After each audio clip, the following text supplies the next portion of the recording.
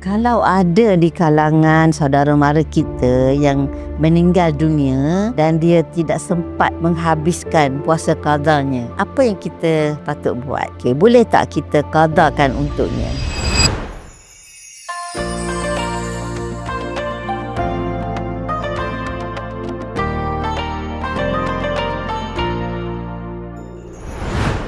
Kata Imam An-Nawawi, orang yang tak sempat habis qada puasa Ramadan, ada dua keadaan. Pertama ialah dia tidak sempat qada kerana berterusan keuzurannya sehingga mati. Contohnya wanita dalam nifas. Jadi dia tak puasa. Katalah dia bersalin 20 Ramadan. Jadi sebelum tu dia mengandung pun dia ada keuzuran untuk tak puasa. Kan? Jadi masuk Ramadan dia mengandung bulan terakhir. Dia tak larat nak puasa. Dia tak puasa kan. Kemudian 20 Ramadan dia bersalin. Bila dia bersalin, nifas pula. Jadi memang dia tidak diwajibkan berpuasa sebab nifas. Jadi sebulan dia tak puasa. Habis puasa sebulan, dia belum habis nifas. Baru 10 hari. Pada 5 Syawal, dia meninggal dunia.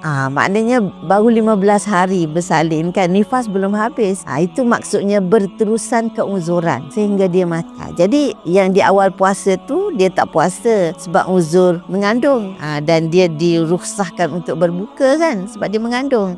Kemudian dia bersalin. Bila bersalin, nifas pula. Jadi sebelum habis nifas dia meninggal dunia. Jadi memang tak ada peluang lah untuk dia qada. Jadi ini kata Imam An-Nawawi, orang yang berterusan keuzurannya maka tidak ada apa-apa ke atasnya. Jadi tidak wajib fidyah, tidak wajib qada.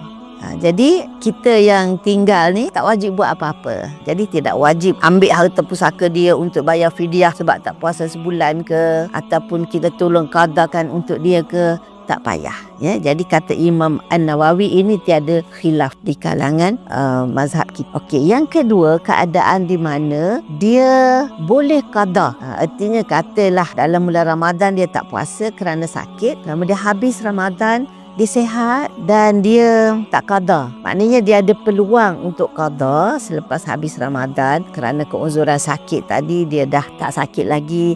Ataupun kalau wanita dia bersalin tadi, nifasnya pun dah habis, dia ada peluang untuk qada. Ataupun mungkin juga tak ada peluang, tapi dah habis Ramadan. Jadi bagi orang yang memang ada peluang untuk qada tapi dia tak qada sampailah dia mati, maka puasa yang ditinggalkan yang belum diqada ini, kata Imam An-Nawawi, ada dua pendapat. Pertama, bayar fidyah daripada harta peninggalannya. Jadi dia ada harta peninggalannya, ambil sebahagiannya untuk bayar fidyah, 1 cupak untuk setiap hari yang ditinggalkan dalam bulan Ramadan. Yang kedua, warisnya ataupun kerabatnya boleh puasakan untuk dia.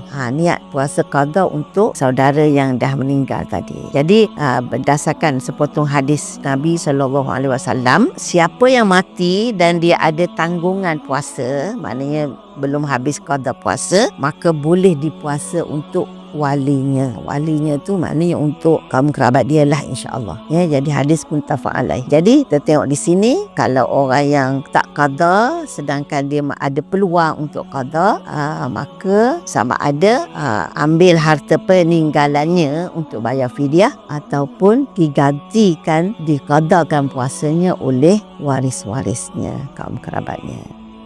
Mudah-mudahan Allah Subhanahu Wa Taala bantu kita memudahkan urusan puasa kita, insya-Allah. Inilah apa?